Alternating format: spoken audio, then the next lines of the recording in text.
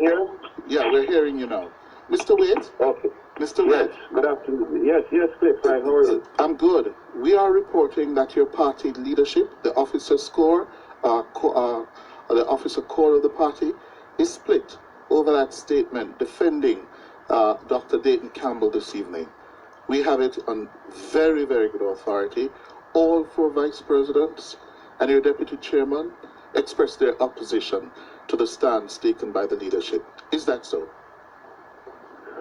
I cannot speak to that. I mean, we had an officers' core meeting today, and when we debate issues, we don't generally have unanimity on these issues.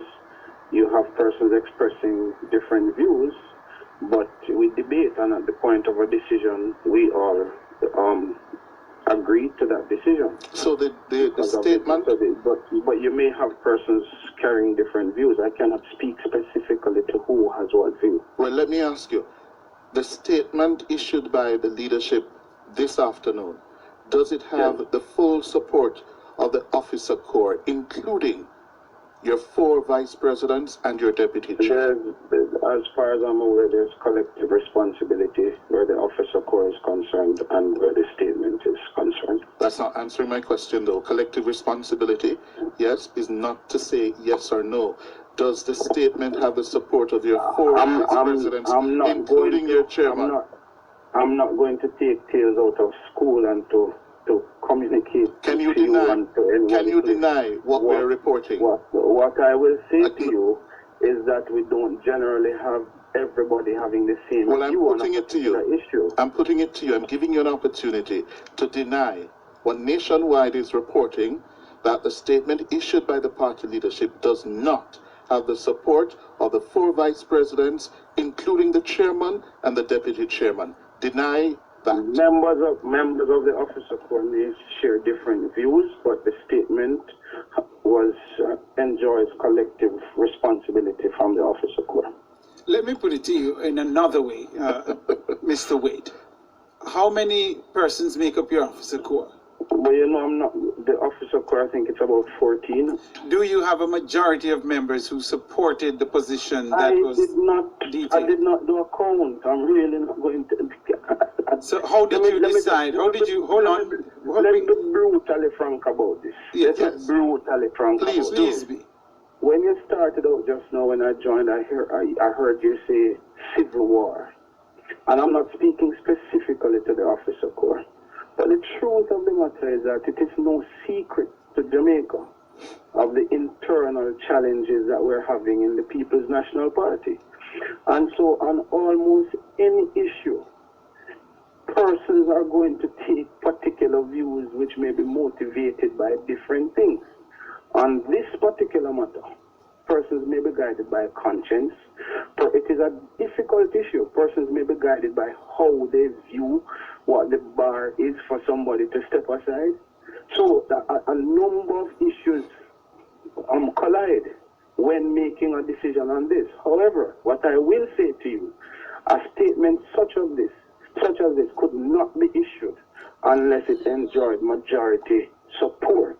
And it is a principle of democracy, majority support, that would lead to this collective responsibility. All right, so we're hearing you saying categorically that this statement enjoyed majority support. That's why it was issued. Most of the members of the officer corps supported it, is what you're saying. A majority of those members.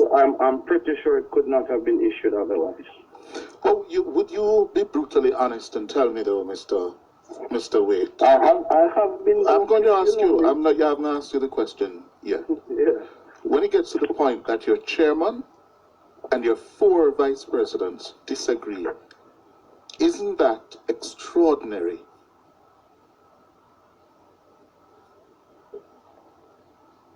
I mean, you're speaking hypothetically, right? No, sir. No. You're speaking on this particular issue. This issue. Well, I do not know that our four vice presidents and deputy chair and chair share the same position. Were you at the meeting, sir? I was at the meeting. So how can you not be Were you sure there? of what their position was? We are reporters. We're not members of your officer corps. Right. How can you not be sure if you were there? Let me say this. I'd love, first of all, I want you to respond to the question that we're asking you. How can you not be sure? I am not going to get into a discussion as to which officer has what. I did not ask you that, Mr. Waite. With due respect, I asked you. Cliff asked you a question, and you said you aren't aware. And I'm saying, how can you not be aware when you were part of the meeting? I'm saying to you that I cannot say to you that they enjoy the same position on this issue. Mr. Waite, is it the view of the officer corps of the party that this is nothing more than a political plot being orchestrated by those who oppose the leadership of Mark Golding? It is. I would not say that that view is unanimous. What I would say is that the officer corps is eager for the police to investigate the allegations and for the chips to fall where they may. But based on the information that we have at this time, we have no choice but to stand by the General Secretary. But we are eager for the police to reopen the investigations with the 3 statements that have been filed in the defense of current cross against the suit brought by Dayton Campbell. We would want the police to investigate those, and we want to know the findings. So we said in the statement that we stand by the General Secretary as we await the outcome of those investigations. How would you respond to those? A holding statement. How would you respond to those who question your party on that particular point? That you are standing by him, and it sends a signal. The fact that the party is not prepared to ask him to stand down even until the matter is settled. Because as it relates to the George Wright issue, your party has been very vocal about what should happen to George Wright in the face of these allegations that were leveled against him. For the party now to come out, for well-thinking Jamaicans who are saying you are not treating with this issue of sexual violence towards women seriously, or even in a fair manner. They may even accuse you of being hypocritical, having called for George Wright to go, and you are standing in support of your man Dayton Campbell. How would you step aside? What I would say is, one, we have said repeatedly that we condemn violence against women, gender-based violence, and minors. We condemn it outright. Well, and if there's one scintilla of truth that something like this took place, I can tell you we will not be having this discussion. Dayton Campbell will have to resign, or he will be recalled as General Secretary immediately.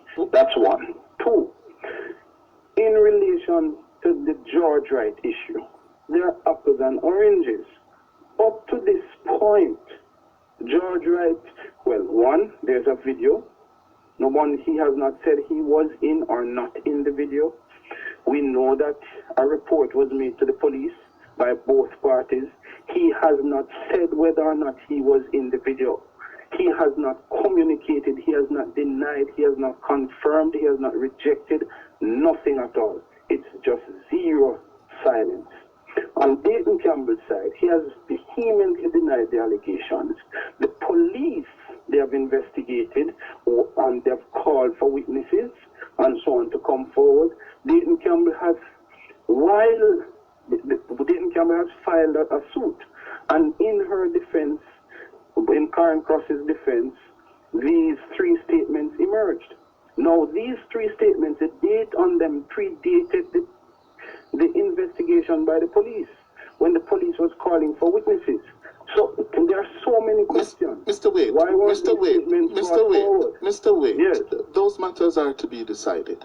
What is moot Absolutely, here? and that is the What point. is moot here? That is the point. What is moot here? The General Secretary is engulfed in this scandal. How can he continue to be an effective General Secretary with this hanging over his head? When I hear people asking, why not step aside, go clear his name? And as Kevin O'Brien Chang and Nadine Spence said earlier, they're on the line. This is about our country, setting standards, codes and conduct and behavior, especially for high-ranking public officials. You are caught in such an issue. You're caught in such an issue, Mr. Waite. You take away yourself, go clear your name. We are a young country. Let us set the bar to the point where your grandchildren can learn and say from your generation, 20 years from now, that was our grandpa's generation dealt with it. And can I say to you, Cliff, I agree with every single thing you have said. And what I will say to you, what is that bar?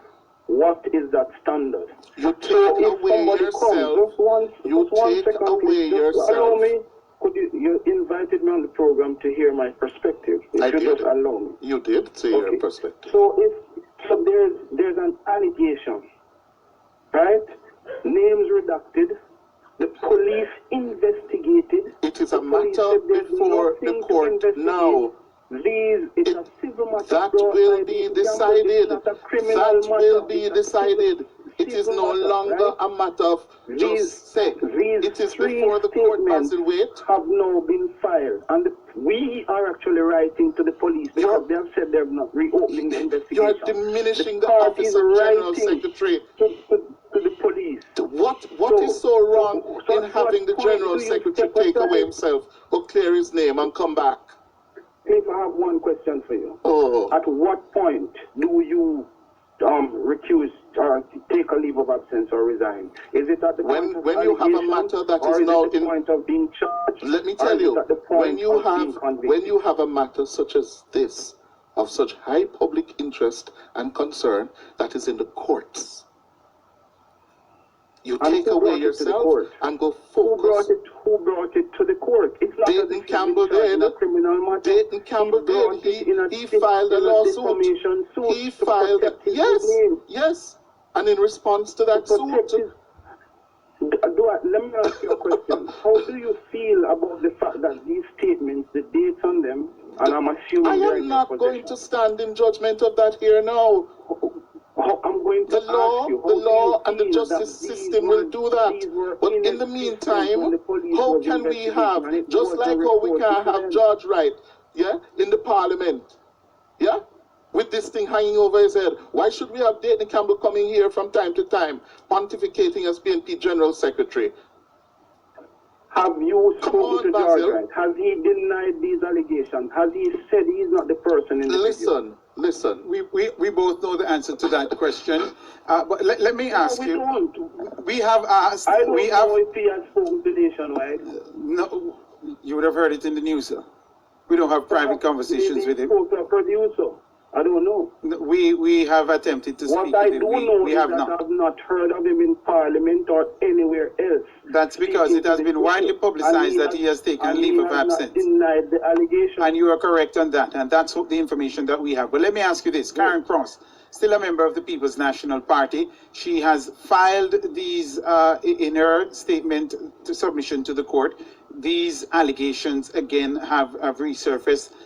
Given names, and well, perhaps not names, but of course the young girls, young women who are saying that they were underage at the time. These are the allegations. Has she provided anything to the party? As far as I know, absolutely nothing has been provided. The first time any documentation came to the attention of the movement was when the General Secretary was served, whether through his lawyer or directly, I'm not sure, with the statements in her defense. Has the party reached out to its member, Karen Cross, to say, you've submitted these documents in court, we have our internal mechanisms that we need to go through as well. Please talk to us about what you know and have these persons appear before us so we can take a decision on what the way forward regarding the tenure of the General Secretary. Has the party done that? I know for a fact that there are discussions taking place as to the procedure between the legal advisor, the chairman of the Internal Affairs Commission, and the chairman of the Disciplinary Commission. Thank you very much, Mr.